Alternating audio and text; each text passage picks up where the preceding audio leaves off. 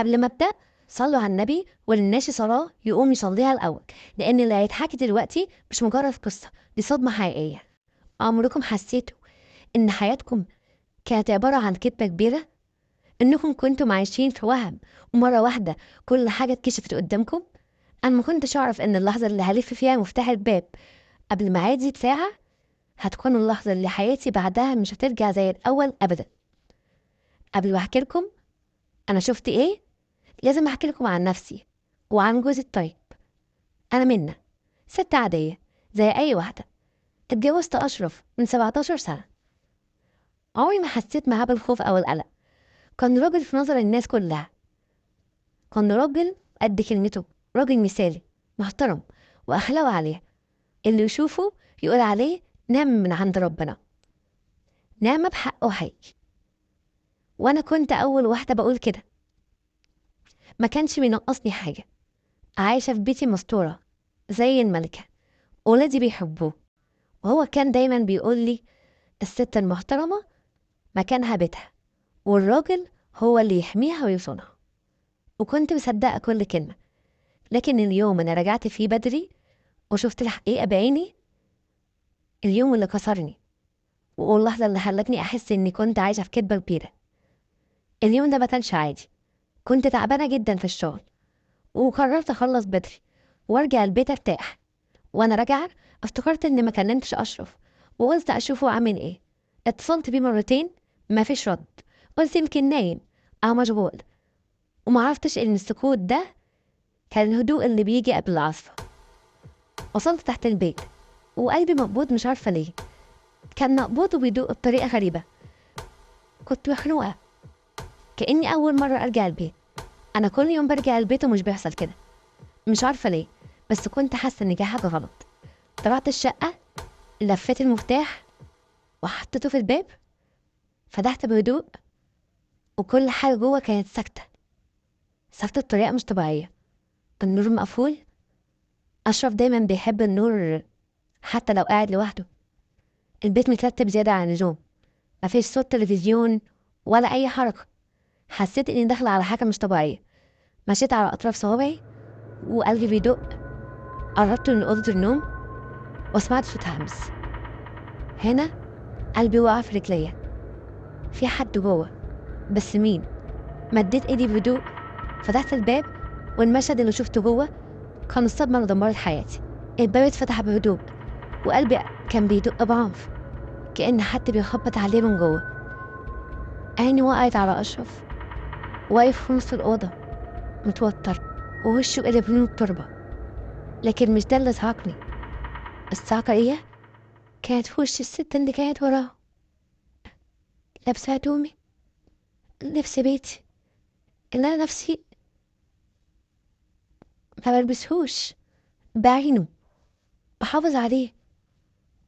شفته عليها ركبي ثابت. حسيت بجسمي بيتكهرب، ومخي وقف على التفكير. مين دي؟ وليه لابسة هدومي؟ وليه وش أشرف متجمد كده؟ هو مش بس خدني، ده خلاها تاخد مكاني بالكامل. في اللحظة دي دماغي كانت بتصرخ، بس بقيت هادية بطريقة غريبة. ما اتكلمتش، ما كنتش قادرة حتى اخد نفسي، لكن كنت بحس اني مش هنهار. لا، انا هتصرف. واشرف اللي كان دايما بيتكلم عن الاحترام والرجولة واقف قدامي مش عارف ينطق بكلمة. هو مش بس خدني، ده خلاها تاخد مكاني بالكامل. انا واقفة مصدومة، قلبي بيدق بسرعة رهيبة، لكن عقلي كان هادي بطريقة غريبة. مش عارفة ده كان صدمة ولا ايه بالظبط. أشرف واقف زي التمثال، عينه بالزوغ، ومش قادر يفتح بقه بكلمة. طفل صغير اتقفش في جريمة، والست اللي وراه كان متجمدة في مكانها، لكن ملامحها فيها وقاحة غريبة، كأنها مش خايفة مني، بالعكس كانت بصلي بنظرة تحدي. استوعبت فجأة دي مش غريبة، دي لعنة. واحدة كنت بشوفها في مناسبات عائلية، كانت بتضحك في وشي، تتعامل معايا عادي، مكنتش أعرف إنها تدخل بيتي من ورايا. يا لهوي، الكلمة دي خرجت مني من غير ما أحس. وأول ما قلتها لقيت أشرف فجأة بيتحرك، كأنه فاق، فاق من الصدمة وبيقول بصوت مهزوز: منا، اسمعيني، الموضوع مش زي ما انت فاهمة. مش زي ما انا فاهمة.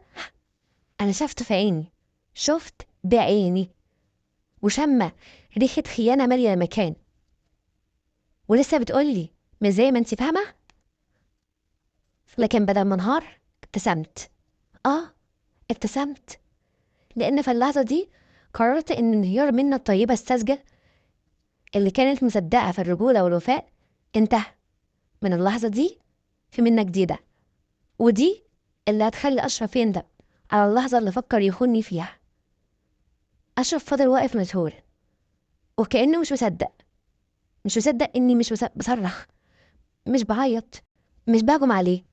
ونهلة، نهلة كانت بصلي بوقاح، مستنية تشوفي هعمل ايه. مشيت ناحيتها بهدوء وقربت منها، قربت منها قوي، ووصلت لها في عينيها. حلو عليكي لبسي، بس كنت تقولي لي كنت اجيبهولك بنفسي، او كنت اشتريك واحد جديد بس لما تلبسي ورايا. صح، نسيت ان انت كل حاجه بتاخديها من ورايا. الكلمه دي نزلت عليها زي السيف، وشها احمر، بقت تايهه. بصت لاشرف مستنيه اي ردة فعل منه، لكنه كان واقف متوتر، مش قادر يفتح بقه. وهيفتح بقه ازاي؟ ما هو اصلا ما صنش الامانه ولا عشره. هيصون واحده عملت معاه حاجه حرام. والاول مره في حياتي شفت اشرف ضعيف، جبان، خايف. انا انا اللي فكرته راجل طلع مجرد خيال راجل. او اصلا ما يجيش حتى خيال راجل. اول ما اتقفش ظهر حقيقته. وقفت في نص الاوضه، بصيت لهم هما الاتنين، وبعدها خدتها نفس عميق وقلت بهدوء: انا مش هعمل اي مشاكل، مش هزعق، مش هعيط. انا بس عاوزاكم تخرجوا من بره بيتي، بره بيتي حالا. اشرف فتح بقه عشان يتكلم، بس انا كنت اسرع منه وقلت بصوت حاسم: بره دلوقتي. وبدون اي كلمه زياده مسكت باب الاوضه وفتحته وشاورت لهم على بره. قلت لهم يلا، يلا. عارفه اني مش هخسر ومش هرجع، بس الانتقام اه هيجي، بس بطريقتي. اشرف كان لسه واقف مكانه، مش قادر يتحرك، وشه متوتر كانه مستني انفجار. ونهله بقت ماسكه شنطتها بسرعه وبصت بنظره مزيج بين الوقاحه والخوف. منا، استني، افهمي الاول. صوت اشرف كان مهزوز، مليان ارتباك. بس انا خلاص ما كنتش شايفه في غير الخيانه. اخرج بره يا كلب، قلتها بصوت ثابت وبنظرة قتل. نهلة خرجت الأول وهي بتتمتم بكلام مش مفهوم.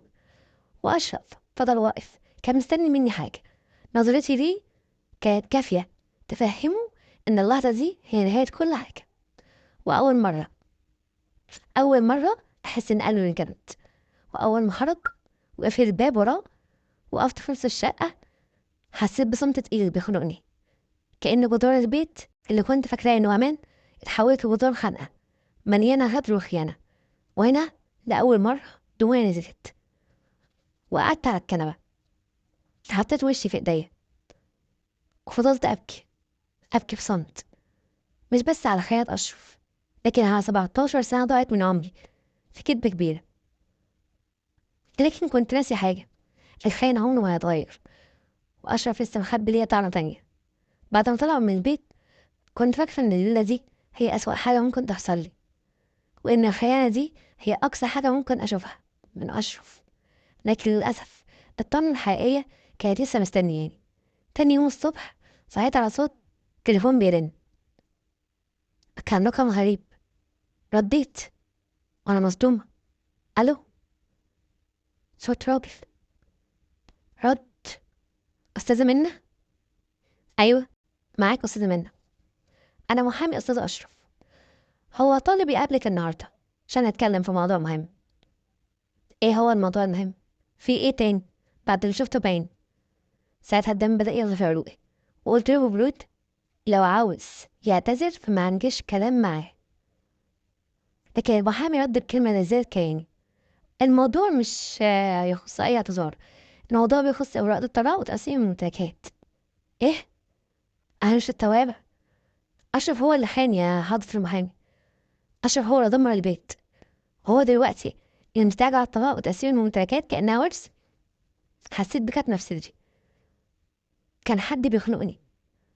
وقبل ما أقفل السكة المحامي زود الصدمة وقال: وبالنسبة للشقة هنحتاج نتكلم في موضوع خروج منها في أقرب وقت. هنا حسيت إن الأرض اتهد من تحتي، مش بس حني، ده كمان ناوي يرميني في الشارع. قفلت التليفون وحسيت برجلي بترتعش، مش مصدقة اللي سمعته.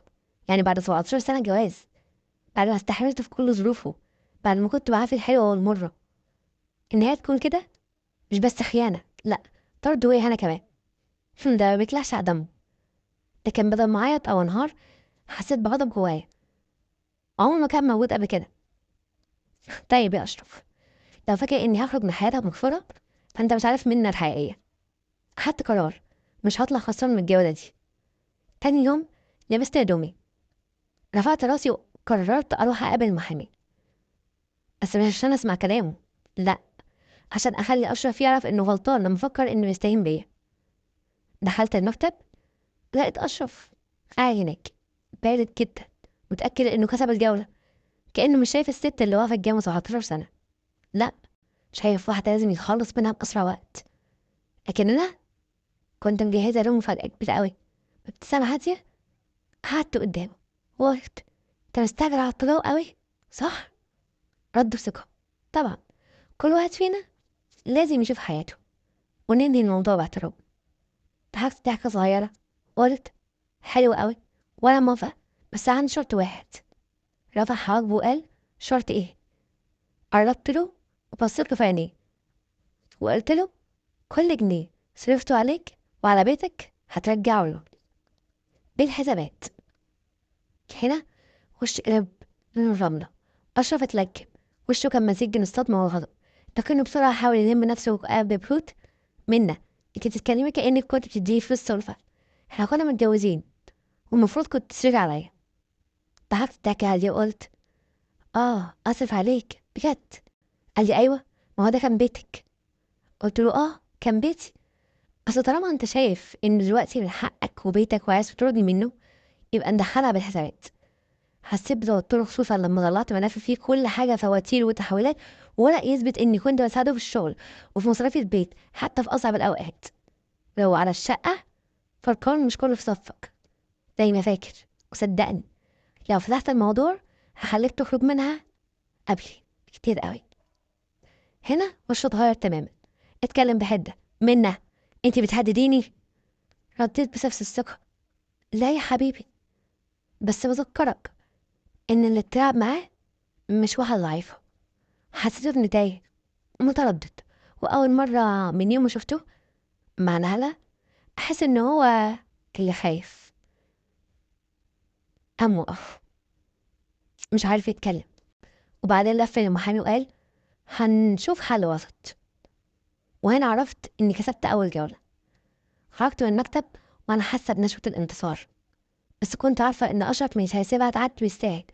النوع ده من الرجالة لما يحسوا انهم اتفضحوا بيحاولوا يضربوا تحت الحزام. وفعلا بعد يومين لقيت نفسي فجأة متهمة بسرقة. سرقة ايه؟ ايوه، اشرف راح بلغ عني اني سرقت فلوسه من حسابه، وان عندي مبالغ باسمي مشروحة على انها تحويلات من الشركة، واللي هو اصلا كان بيشغلني فيها ببلاش وكنت بساعده فيها بكل وقتي. المصيبة ان معاه ورق يثبت اني فعلا استلمت الفلوس. هنا فهمت انه كان بيحضر للضربة دي من زمان قوي. قلبي كان بيدق بسرعة، بس عقلي شغال بأقصى طاقته. لو وقعت في الفخ ده هخرج من الجوازة دي مش بس مكسورة، لأ، متدمرة تماما. لكن أنا مش سهلة.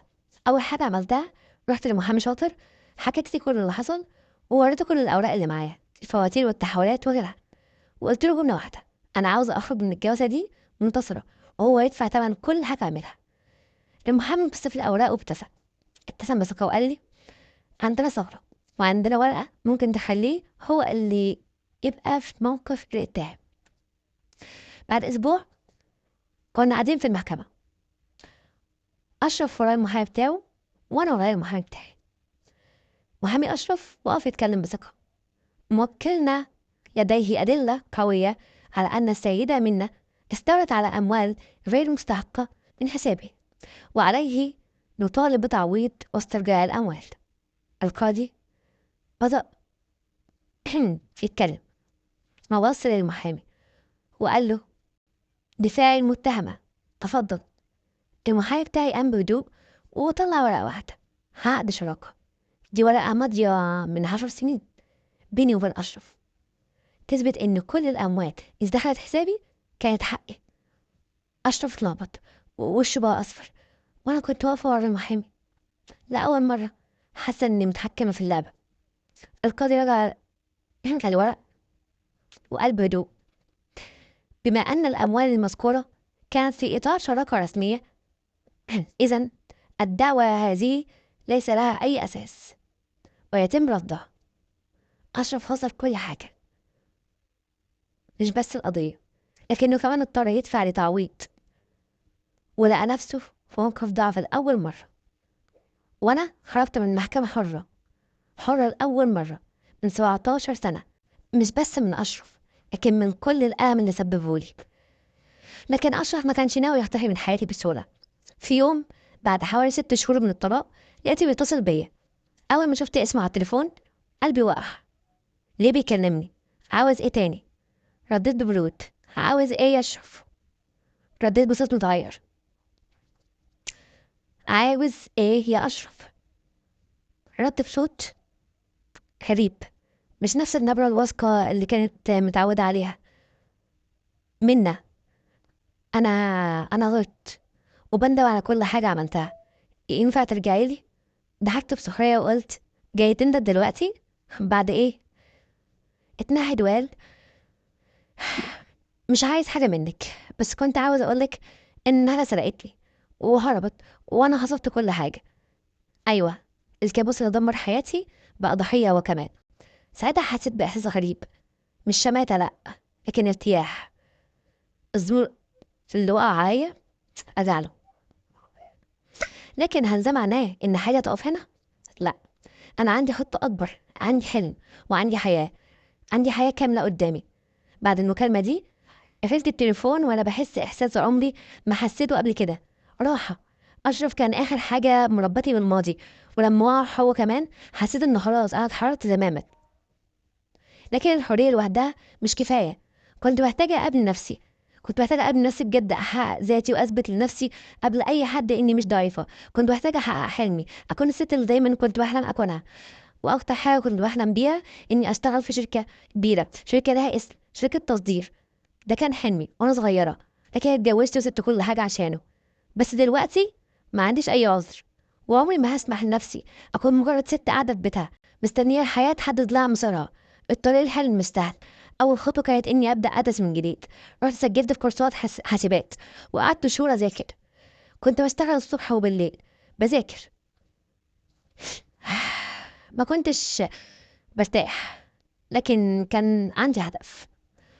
وكل يوم كنت بقول لنفسي: هقدر، مش هسمح لأي حد يوقفني تاني. اليوم اللي عمري ما هنساه، بعد سنتين من الدراسة والتعب والشغل، أخيرا مسكت شهادة في إيدي. كانت فرحتي لا توصف. أنا منا اللي كانت فاكرينها هتفضل ضعيفة مكسورة طول عمرها، بقت دلوقتي جاهزة تحقق حلمها. مضيعتش وقت.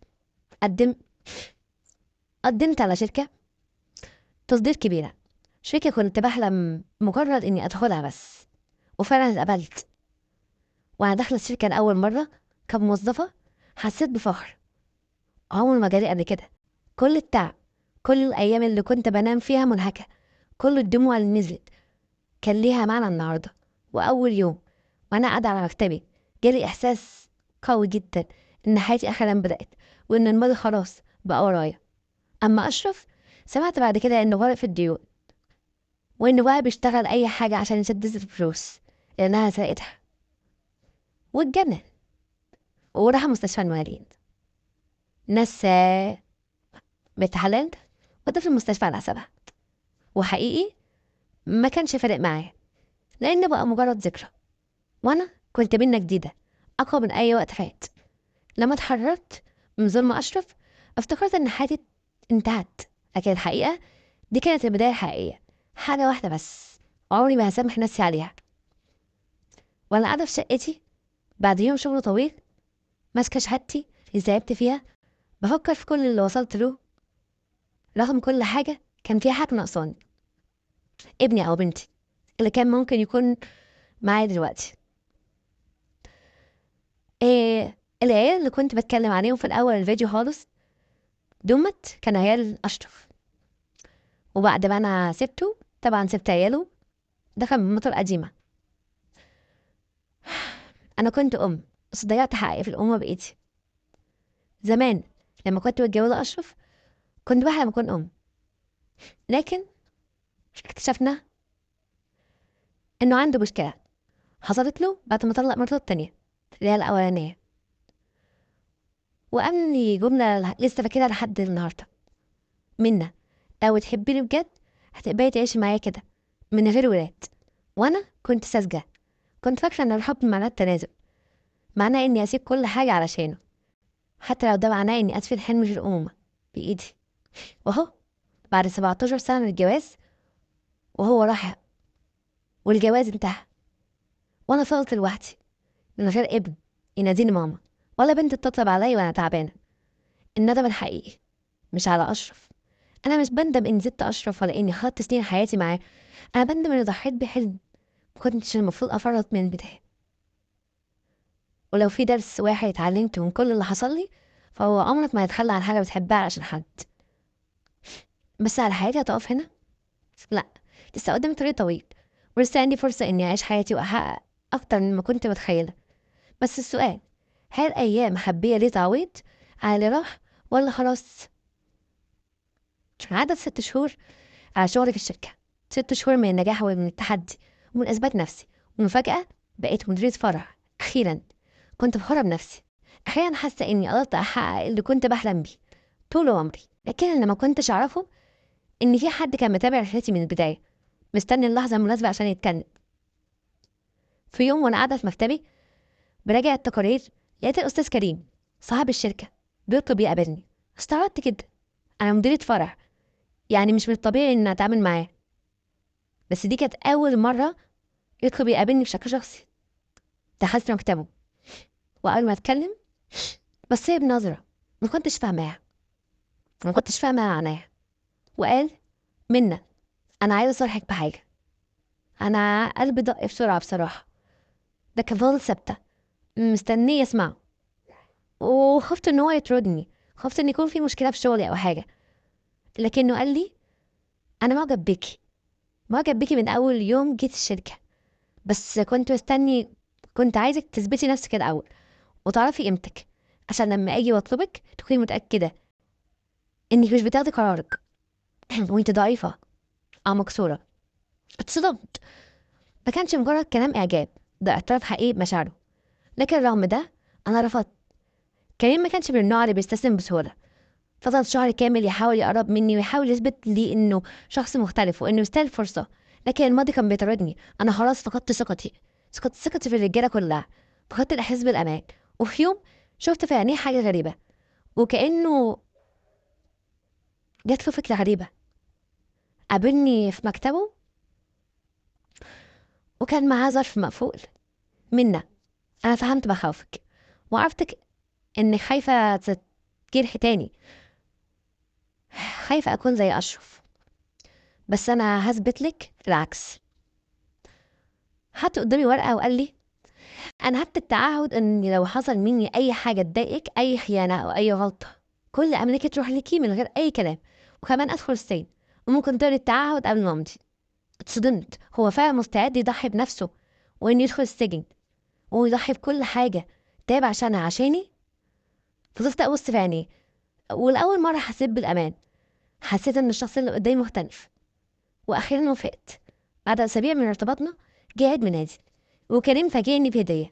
وأنا بفتح العلبة لقيت ظرف صغير، أخدته فتحته وبدأت أقرأ الورقة: أنا كريم بكامل إرادتي أتنازل عن كل أملاكي باسم منا، وأعاهدها أن أكون سند لها طوال العمر، وإذا خنتها أو جرحتها أو تسببت في أي أذى لها فأنا أستحق أن أخسر كل شيء. رفعت تاني من الورقة، لقيته بيبص لي بابتسامة دافية وقال: كل سنة وانت طيبة، كل سنة وانت أغلى حاجة في حياتي يا منى. لكن كان في ظرف تاني، ظرف لونه أحمر، وأنا بفتح الهدايا شفت ظرف تاني لونه أحمر مرفق جدا. قلبي دق بسرعة، مديت إيدي عشان أفتحه، لكن قبل ما ألحق أشوفه أو أشوف اللي جواه حصل حاجة وغيرت كل حاجة. في الجزء التاني هتعرفوا حصل إيه لما فتحت الظرف الأحمر، والمفاجأة اللي عمري ما كنت أتوقعها. تفتكروا الظرف الأحمر فيه إيه؟ شاركوني توقعاتكم واستنوني في الجزء الجاي. ودلوقتي هنفسر حديث من أحاديث النبي صلى الله عليه وسلم، بس بطريقة مختلفة، طريقة تحسها وتفهم معناها من غير ما تنساه. تخيل إنك ماشي في طريق طويل، بس الطريق ده فيه لفتين، واحدة مكتوب عليها الصدق والتانية مكتوب عليها الكذب. وأول ما تختار طريق الكذب في البداية هتحس إنه سهل، بتكدب مرة فتلاقي المشكلة اتحلت، فتكدب تاني وتالت، وبعد شوية تلاقي نفسك غرقان في دوامة مش عارف تخرج منها. كل ما تحاول تصلح كدبة تلاقي نفسك مضطر تكدب أكتر، وفجأة تلاقي الطريق اللي ماشي فيه ضلم، كله حفر، مفيش مخرج. لو مشيت خطوة واحدة هتقع في الحفرة، زي ما حذرنا رسول الله صلى الله عليه وسلم. وإن الكذب يهدي إلى الفجور، وإن الفجور يهدي إلى النار، وإن الرجل لا يكذب حتى يكتب عند الله كذابا. أما طريق الصدق لو كنت اخترته ممكن يكون صعب في الأول، بس كل خطوة فيه بتنور اللي بعدها، بتلاقي الناس بتصدقك وبتحترمك، وربنا بيبارك في حياتك. لكن لما توصل للنهاية هتلاقي باب الجنة مفتوح قدامك، زي ما الرسول قال: وإن الصدق يهدي إلى البر، وإن البر يهدي إلى الجنة، وإن الرجل لا يصدق حتى يكتب عند الله صديقا. والسؤال ليكم: عمرك قلت كذبة صغننة وبعدها اضطريت تكذب أكتر عشان تغطي عليها؟ حصل معاك إيه؟ هل تفتكر إن في موقف معين الكذب ممكن يكون مفيد، ولا دايما الصدق هو الحل؟ وكمان عندي لكم سؤال صعب لمحبي المعلومات العامة: إيه السورة الوحيدة في القرآن اللي مفيهاش حرف الميم؟ اللي هيجاوب عليها صح اسمه هيكون معايا في الفيديو الجاي. مع السلامة، متنسوش تصلوا على النبي، بحبكم كتير.